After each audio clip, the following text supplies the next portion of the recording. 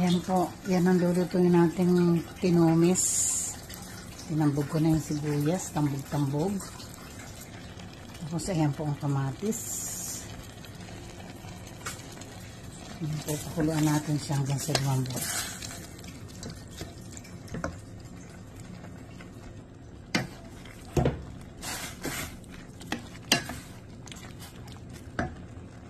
Lagyan natin ng konting patis, garlic powder,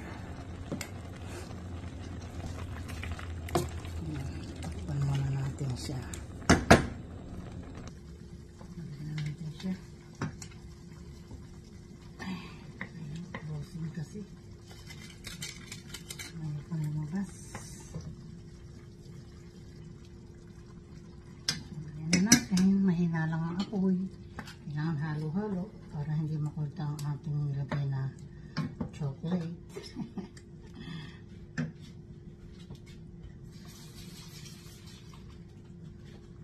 Nilagyan ko siya ng tubig.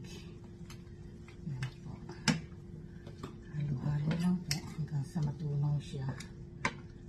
Yan.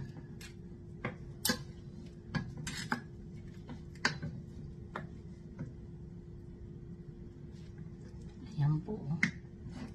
Luluto na ang ating tinumis.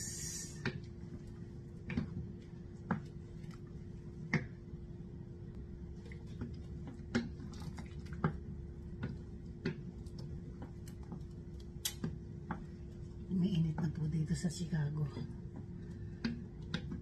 Ngayon po 64 pero bukas malamig na naman.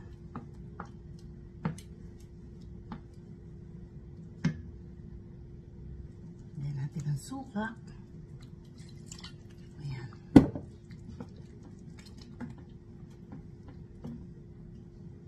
Lapit na maluto.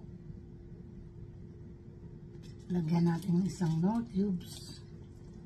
Ayan, para lalong sumarap.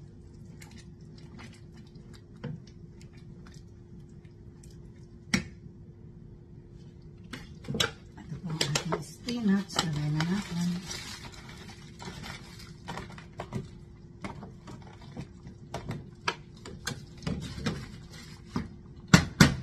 Okay na to. Pag good vibes lang po.